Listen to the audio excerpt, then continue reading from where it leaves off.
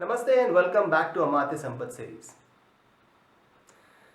You may have noticed that in the past few episodes we've been largely covering the excellences of the qualities which were expected to be exhibited by the manager, especially in situations of facing customers or the employees. For example, we covered enthusiasm and energy. We talked about influencing skills. Once again, the capacity of the Amartya to influence the team, the organization, or in many cases even the customer also, to understand the product, the vision of the leader. In the past episode, in the last episode especially, we covered the capacity of an Amartya to stay focused, stay on course of executing a task without getting manipulated, and at the same time being affable to the team members so that they also come along and help do their contribution in executing the task. All of this is talking about the situations wherein they have to face either the customers or the employees. Now, what happens when the Amartya or the manager or the deputy has to turn around and face the leadership? Things may get interesting, right? Because the leader may also expect something from the Amartya. What is that one very basic yet very important thing that a leader may expect from an Amartya? So back in the day of emperors or Amatyas, nothing could be said to be completely in black or white. There was always sensitive information which was expected to be prevented from leaking out to, say, adversaries who are always ready to attack, or always a very careful deployment of policies, a channelized deployment of policy out in the public so that it was understandable. In any case, not everything, but something needed to be protected within the leadership team itself, and this required nothing but Drudhbhakti or loyalty or strong devotion on account of the manager or the minister towards the king or the leader, the Swami of the kingdom. Not much has changed even today also, my dear friends. I am talking about the loyalty or the strong devotion not towards the leader in person, but towards the value and the principles of the organization. The same thing gets applied in this way in today's context. So even today, when we are talking about whether it is a government or a business organization or army, a team, cricket team or any sports team, anything, whenever there is an organization, the manager or the deputy is expected to exhibit sensibility towards the transactions, the transparency towards any transaction that is happening within the organization. They are expected to keep the sensitive information from leaking out and at the same time subscribe to the values and principles of the organization.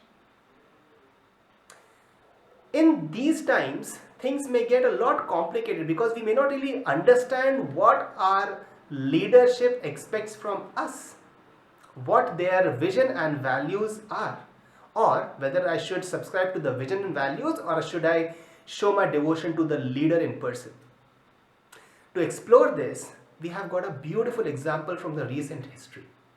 I want you to take you to the last 2 decades of the 19th century, and I want you to explore the history of the Vadiyar clan of Mysore. In those days, the king Chamarajendra was ruling the state of Mysore.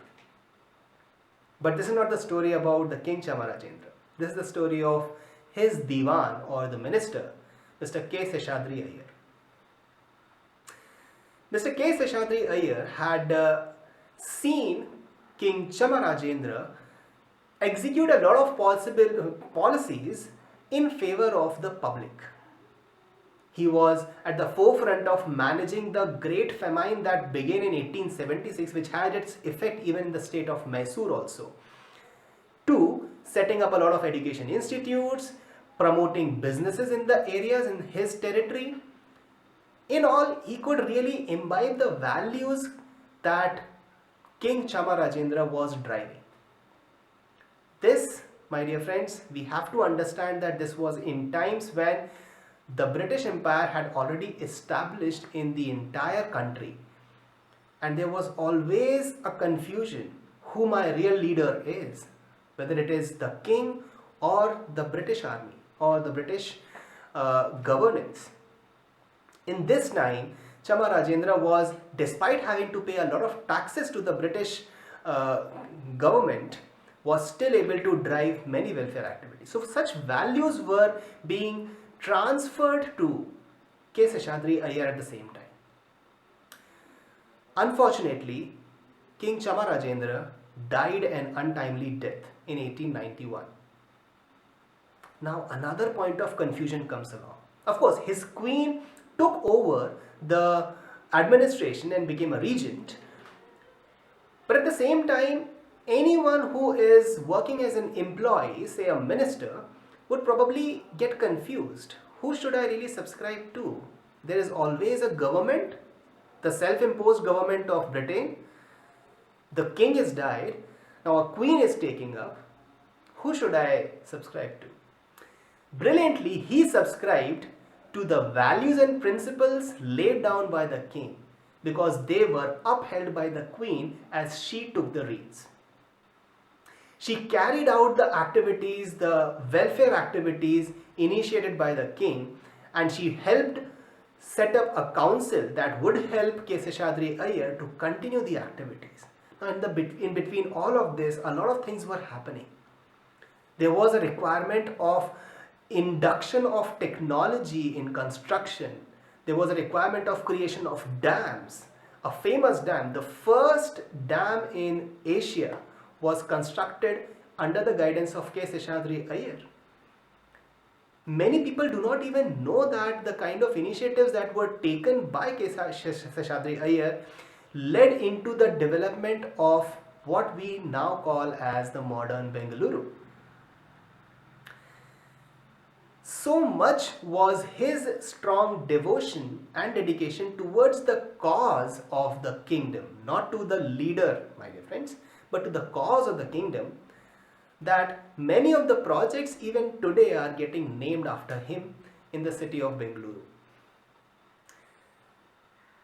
Now, jumping directly to the present times, let us take example of Tata Group. The examples like J.J. Irani or Sumant Mulgaonkar, these brilliant managers who elevated to become chief executives, the leadership team of various projects of Tata Group, without them, the prosperity of the group wouldn't have been possible. So it was also at the account of JRD and the leaders before JRD Tata to have nurtured and created those amatyas and those managers, without which the group may not have been as prosperous as they are today. So this is where we need to reflect at our end. Who our loyalty and our devotion towards is? Is it towards the leader as a person, or towards the values and principles of the organization? The same goes to the Swami as well, the leader as well. They should reflect on creating principles and values which can be long lasting, and also the managers, the deputies who can subscribe to their values and principles. Thank you. Namaste.